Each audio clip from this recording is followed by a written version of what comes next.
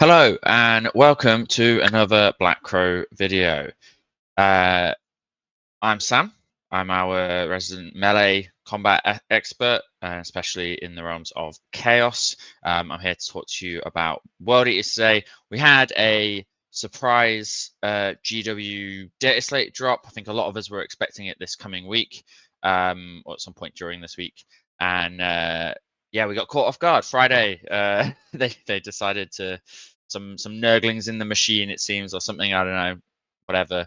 But yeah, so we get to see new points, we get to see some new rules, and I wanted to just come on here and let you guys know my thoughts on all of this, and a bit, I've come up with a few knee-jerk reaction lists. I'm going to talk about what I think about those lists, with the pros and cons. But before we crack on, first I need to thank our lovely sponsors. We have Terrain Forge, best place to go to get terrain. We've got a code Black Crow, or I think BCG5 for Terrain Forge. But check all the links are in the link tree in the description. So please go check them out. If you're looking to get any quality terrain, Terrain Forge is the place to go. Glasshammer for all your models, events, things like that needs. Like, discount works on everything. Please go use it. The great store that you have. Glasshammer Elite as well. And then Trident, great for getting your army safely to events in a pretty nice way. So really do check out those our sponsors. Lovely. So yeah, let's get started with the data slate. So we've got two little changes, maybe not so little. Doesn't take up a big space on the page, but huge impact, right? So Exalted Eightbound, they've got a rule that does something now, right? Like the current rule does like nothing basically. It's like it just doesn't impact the game, and the unit was bad because of it. This, on the other hand, makes the unit have like a very key purpose, right? They aren't there to go after those 3 wound infantry, but they are there to go after the vehicles. Like, it should be really, really clear that like the impact from this, like it is a 50% increase in damage, which is quite a lot when you think about it. And when you factor in the fact that we got the Slaughterbound strength increase, so Slaughterbound strength has gone to 10 from 8. Now I'm going to be talking a lot about things in the context of Berserker Warband, because unless your name is Josie, I think your best competitive chance is in Berserker Warband. So I'll be doing a lot of the, when I'm talking about this, like Slaughterbound going to strength 10 is huge, because also it means he goes to strength 12 on the charge. So he suddenly hits a lot harder. And if you're putting him with the Exalted Eightbound, he gets the extra damage increase. So if you have the extra damage increase and the extra strength increase, his into toughness 11 models, big knights, his damage increase. I wish I had done the maths on it now. You've gone from wounding on, you've got like an extra damage pip, and you're wounding on 3s instead of 5s. Massive difference. It's like literally double the amount of wounds you'll get through, and then you'll do 50% more damage unless you were using a glaive, which then you're still doing 33% more damage. So crazy amounts of extra damage from the Slaughterbound and Exalted Eightbound. And Slaughterbound didn't go up in points for that extra 2 strength, and Exalted Eightbound came down 20. So we have, I looked through it very quickly, but I'm pretty sure this is all of the points changes. Obviously, any units that can be doubled up, the effect is doubled, right? But 8 units changed. Classic core number. Some up, some down, some good, some bad. Everything in here seems reasonable. I don't think anyone is surprised that Khan, Spawn, and Forge Fiends went up. If you've been following my World Eater journey since the Codex release, you'll know that I'm not bothered by the Forge Fiend change at all. If anything, it just makes more people come to my side of they're not really worth taking at the moment, especially. Terrain does impact that. I get a few people criticizing me for saying it. It's like on GW terrain, they're actually really, really useful. I don't play on GW terrain. I still don't know if I would use them on GW Terrain or not. I'd have to play test a bunch and things like that. Because I want to be clear, it's not like I've never put them in a list, right? I have ran them. I have played against people with them. I just find that I prefer not having them than to having them. I'd rather have more other stuff. So spoiler alert, none of the lists have fortunes in that I've written. So these are my lists. These are just ones that I've just put together in the app. And also, if there's any points discrepancy slightly off, the app did revert, so I'm not entirely like, it's kind of annoying to try and do like the mental maths to figure out if it's the right points exactly, but I'm pretty sure all of them are. But please, if you find that I've made a mistake, put it down in the comments. I'll hopefully see it and correct what I would change if it's a drastic thing. It might just be a typo as well, because we have seen that before me with the list. But let's anyway. So these points are quite impactful. I don't think Spawn or Khan change. I think you're either going to be running 2 or 3 Spawn or Khan in general. Like Khan always, 2 or 3 Spawn always.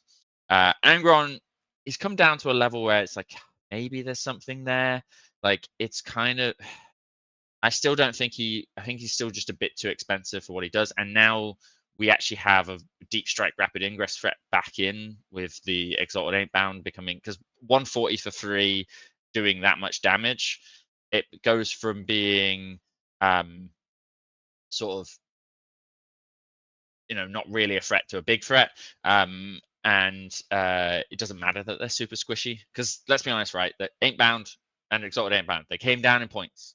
They are still ridiculously squishy. They still die far too fast. And if they'll hit and kill stuff, sure, but if you, well, I'll cover some of it later. Maybe there's some of the reasons why I'm picking what I am, or not picking things because I don't know. And then the Land Raider change and the Terminator change. Honestly, guys, just stay clear. Land Raider, like if you want to use it, I'm sure you'll have fun with it. It seems like a fun unit to use. Terminators, in my opinion, are boring.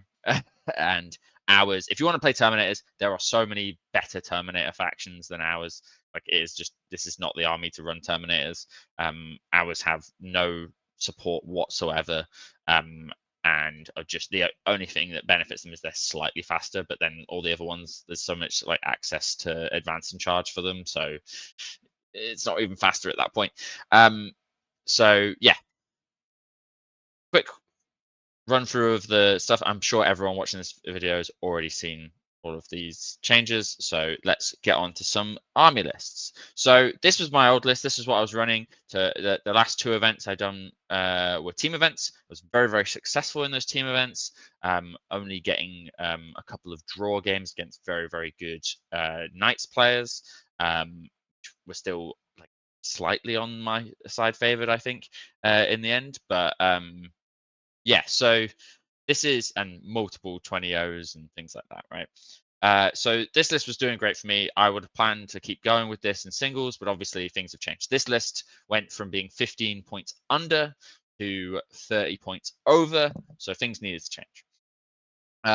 Also, Mauler Fiends, as much as I love them, Eightbound Mauler Fiends, Eightbound, Exalted Eightbound are now cheaper and can run through walls and can deep strike. I think Mauler Fiends might be seeing a step back for now. But yeah, so the same fundamentals of like where I want to be playing that match up with this list. So this, my first few lists, I'm going to start with like ones that are similar to this, and then slowly get further and further away from it. And we'll see where we end. So all Berserker Warband, because I think that's the way to play. So yeah, let's go with it. Right, so we've got the first new meta list. New meta list. Don't know if this is going to be the meta list, but we'll see. So this one, I've dropped a unit of spawn. Oh yeah, because this still has 40 Berserkers in it. So I was trying to get more stuff in while I think so. Effectively, the unit of spawn has dropped for the Slaughterbound, right? Because because I've still got the 40 Berserkers, I still want my glaive MOE. So it's a non-enhanced Slaughterbound, which means he'll still probably go with those exalted Eightbound, but effectively, right? So I'm seeing a lot of people thinking that you know, a single Slaughterbound, 85 points, he can run around, he can be that like spawn equivalent, like trading piece. He's actually gonna be a lot more consistent at killing things off objectives, like you know, 5 scouts. For some reason, my spawn will seem to keep having issues with 5 scouts. So having someone like that, like a single character, just yeet around and, you know, do that early trading game to get objectives off your opponent and force some form of response to then set you up for your big hammer units to go into their juicy targets. Like that strategy will still work with Slaughterbound and Spawn. It's a trade-off though, because you are slightly more reliable at killing, but you are squishier because it's 6 wounds on a no fear no pain, 3 up, 5 up. Yeah, it's slightly tankier in the toughness 6 and the 3 up, 5. It just, I don't think I think you're gonna lose him as often, if not more often, than Spawn. He's significantly slower, even though they're both move 10. No advance and charge, no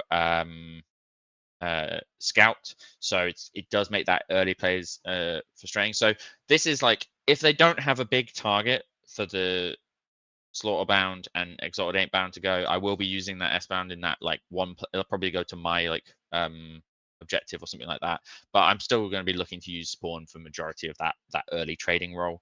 And especially if I've got 40 Berserks in here, like I'm not too concerned about that, because I only need to force the pressure on for one turn, and then they have to come out, and then I can just yeet my entire army most of the time. So yeah, in this I have a Hellbrute. So Hellbrute's in an interesting spot at the moment, I think, because it's 120 points, and we have a lot of stuff around that 135 to 150 mark, and that's really interesting to me. And I feel like there's a lot of the boards I play on, there's going to be a decent like single spot for a Hellbrute to go. Now, most of the time I'm putting a Demon Prince there because he has to run around the walls as well, but he has the loan up ability, and so he is a little bit more flexible, and I like holding him back. I love that Helm Demon Prince, by the way. I know some people were trading it out for stuff.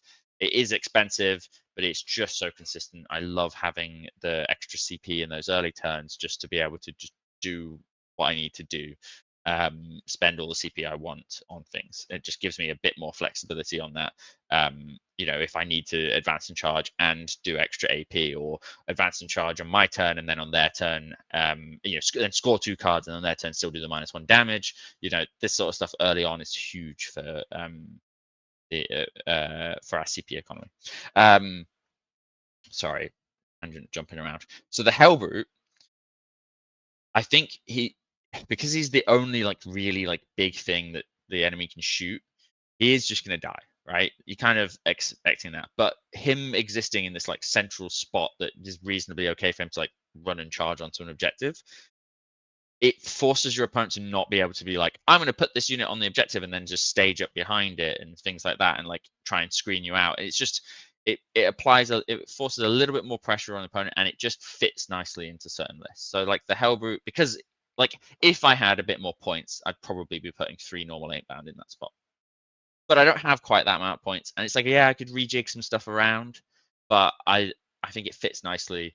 I'm not super hyped on 8-bound in general. Like, it just depends on where the meta goes for the 8-bound. So if I'm not seeing loads of like infantry spam that I'm worried about, 8-bound aren't as crucial. So this is more of like an interesting list to me, because I've got like the 40 Berserkers. Now that I've used them, I'm really struggling to give them up and come down and get more of other things. So this was one of the lists that I wrote, just for the yeah, like, you know, if you like this one, please put it in the comments. You know, tell me which ones once you've seen all the lists, like which ones you're excited to try out, what you would tweak with them, maybe. Like, another thing is I don't put favored in a lot, because I love Bloodlust and I've Helm and Glaive, right? Helm and Glaive are always going to be there, so I just think Bloodlust is more useful to me, especially on that 20-man Berserkers, than favored is.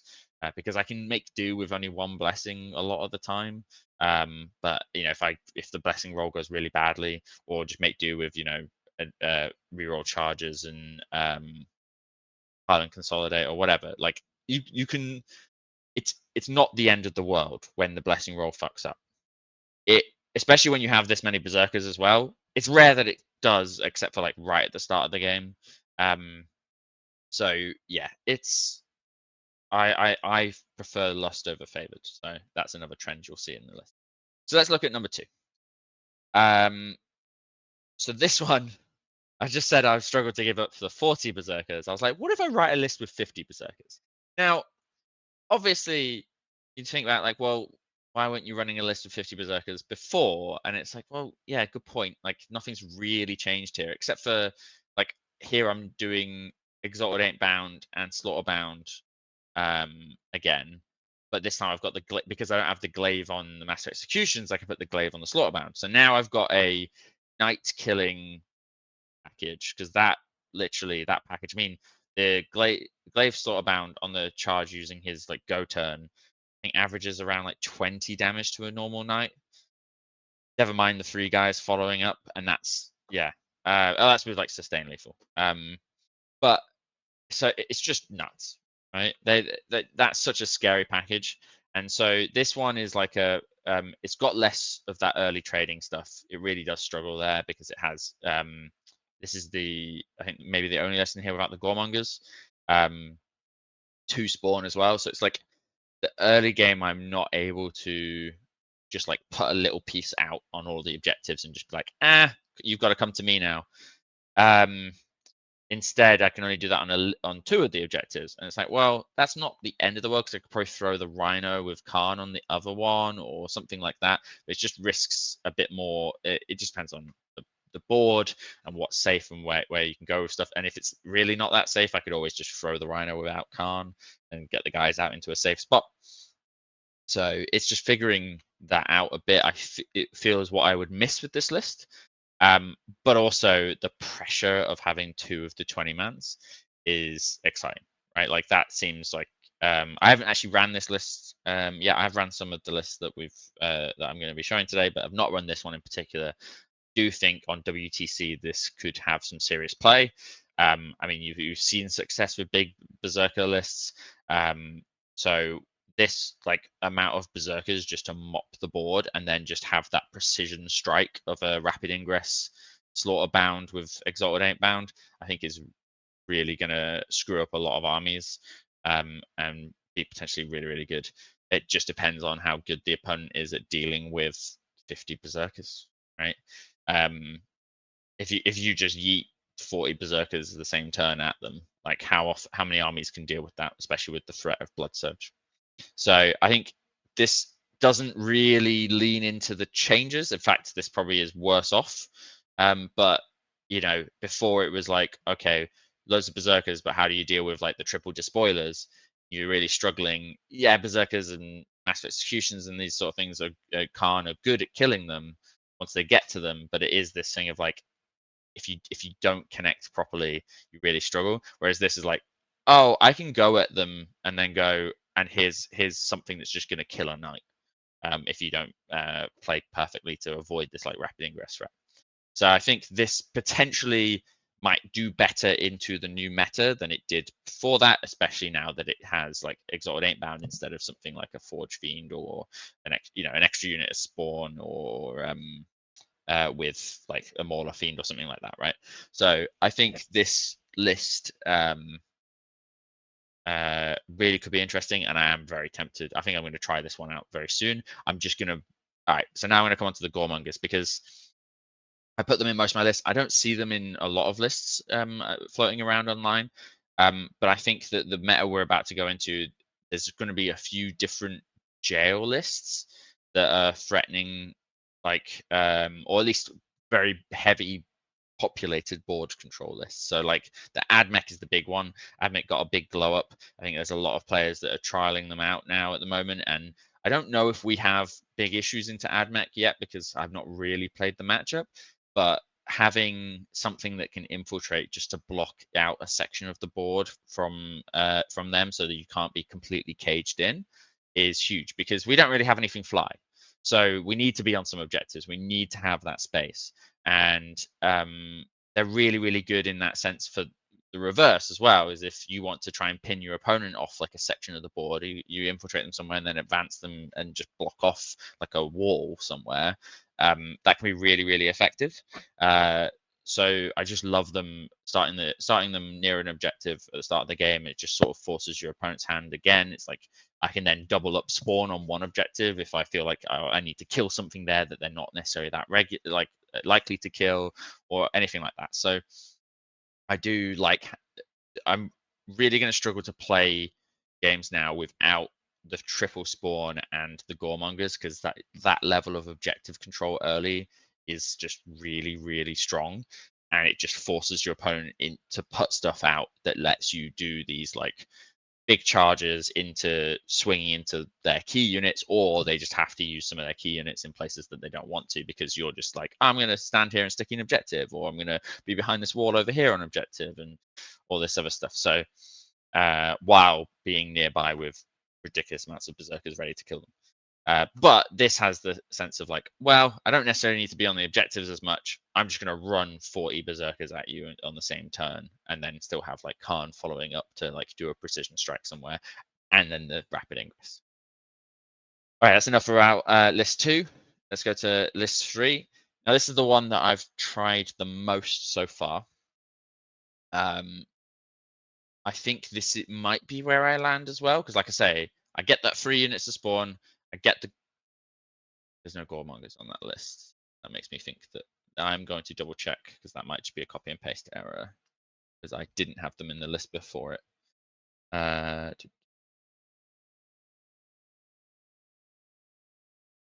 Yes, so this is supposed to have Gormongers. Let's just put that in. So, yeah, like it's got the free spawn, it's got the Gormongers, it's got the Jackals for the home field. It's got everything you need like to play that early game. It's only got 30 Berserkers in this, but then it does have 2 units of Exalted Eightbound and 1 unit of Eightbound. So we've lost that 40 Berserker level. We're down to 30. I played at 30 for a while. The GT that I won was with 30 Berserkers. 30 will work. In fact, I think the GT I won, I was using Eightbound as well. So I think it was actually quite a similar list to this. But this is much better than that was, because the Exalted Eightbound do something.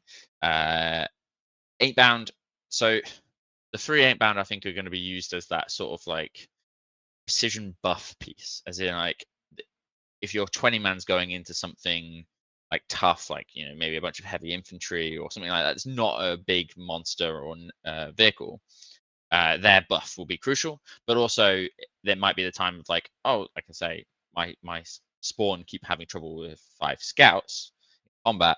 Let me just throw the Eightbound within 6, behind a wall within 6 inches of where that combat's going to be. Okay, so now my spawn are hitting on 3s instead of 4s, so suddenly that's a lot more reliable at killing those scouts. Even though in the last game I had, they still, with the AP and sustained hit, still failed to kill 5 scouts on hitting on 3s. They killed 2. So, yeah, shit happens. It's fine. The having so I think most of the time I'm only going to put the 1 unit of Exalted Eightbound with the glaive in reserve. Obviously, if there's nothing that's like at that threatening for like big vehicles, I might run the glaive Slaughterbound by himself running around, or I might put him with the Eightbound. I think that's the least likely. I think most of the time he's just going to be rapid ingressing it in with 3 Exalted Eightbound. But having that other unit of Exalted Eightbound is just like, oh, the opponent put a baby knight on an objective. I can just run at it. They put a transport on an objective. They put a drone, like a blight drone on an objective. It's like, okay, they can consistently go and kill those things. So it's just one of those things like, all right, I have, instead of having to send like an actual, like one of my like killer units like the Berserkers I can just send this like 3 exalted 8-bound unit, and I don't mind losing it. It's like a worthy trade. Or if it's a thing of like it's a transport with a bunch of important stuff in it, I can really consistently do the okay, one unit the transport gets blown up by the exalted 8-bound, and then the berserkers come and sweep up what's left. So they're going to be really useful for that sort of strike, that just that 3-man unit without the character, and then just have the rapid ingress of the other unit. If there's nothing like that and we're just playing against infantry spam, I might deep strike both. Then I can have a rapid ingress turn 2 and a rapid ingress turn 3, or potentially turn 3 do a deep strike with and do an action in my opponent's deployment zone, all kinds of stuff. Force some more screening out. I don't know. There's a lot of options for that second exalted 8-bound unit because you're not as precious about it. So yeah, so that's a lot of like very similar lists. We've got 30 to 40 to 50 berserkers, but the rest is sort of filled out with spawn and 8-bound and things like that. And I think I've tried to like pinpoint in on a couple of units of why I use them the way I use them. Now, the last list is probably one you're more excited to see because it's the most out left field. I'm going to talk about it. So this one is 8-bound spam. So we've dropped the Demon Prince because we're not necessarily doing advance and charge turn 1, or at least not needing we don't need as much CP because we're not threatening Blood Surge, we're not threatening advance and charge, we don't necessarily need the AP as much because a lot of these units have higher AP than berserkers, all of this stuff. So I feel like the CP economy is less needed the less berserks you have.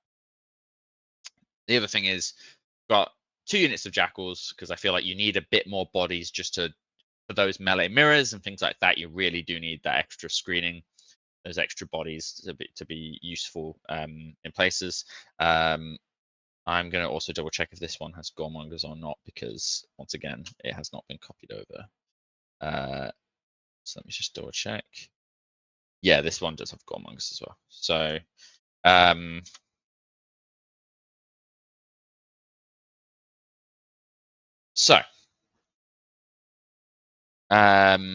so yeah, we have the Gormongers, we have 3 units of spawn, so we have that early like thing. I feel like this list is playing a complete different style to the previous ones. Shocking, right? The one that has loads of 8-bound is playing a complete different style to loads of berserkers.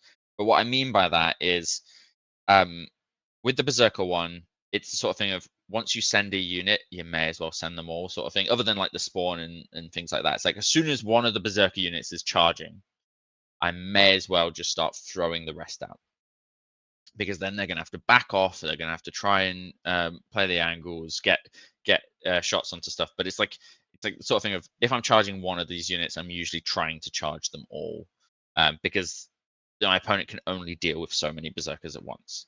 Now, the reason I'm saying that with berserkers and I'm saying this is very different is the opponent can only deal with so many berserkers at once. I feel like the opponent can deal with 18 8-bound. I feel like there's a lot of armies that are just going to see, 18 8-bound and go, okay, that is 4 or 5 squads dead, game over.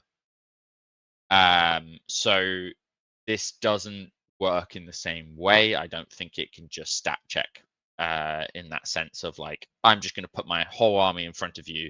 How much of it can you kill? Because I think the response will be, I can kill most of it, if not all of it. So it's something that needs to be wary of. So I feel like this needs to be played in a different way. I think you're going to play a much slower game of, I'm going to hit a unit, kill it, and then you're going to have to try and kill me back.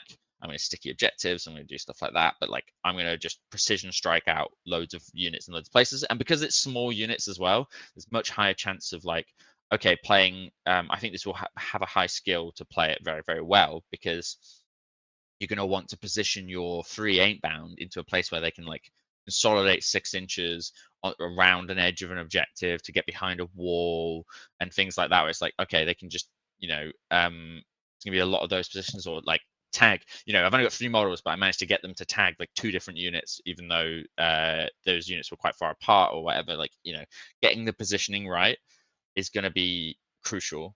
And I think that there's interesting play here. I think a lot of the time, other than potentially going for, like I say, that hammer of like, oh, you're against knights, I think most of the time like the slaughter bounds are going to be running around solo, which is why I put one with helm. I think that could be, lust, but like it's you've got a couple of points spare basically, so it's like I just put helm on it. Him, I was like he um could really help him be, if you come across an army that's mostly damage 2, he's going to be very annoying to them, a lot tankier than he has any right to be. Or if they, if you send him into something that has like damage 3 in combat, you could potentially 2 CP him to make him live. So if we've got I think the best example of that is like the Necron Scorpex Lords. They've got like 4 attacks at damage 3, right? Suddenly he lives because you've gone -1 damage and -1 from the helm. But yeah, I think there's some interesting play here, but it's very designed to be like MSU. Let me just try and hold all these control the objective play, control the board that way. They can do a lot of damage, but they're going to struggle with hordes. This is going to be a very good army into like infantry marines, because you're basically like any Eightbound unit is probably picking up like a full Space Marine unit.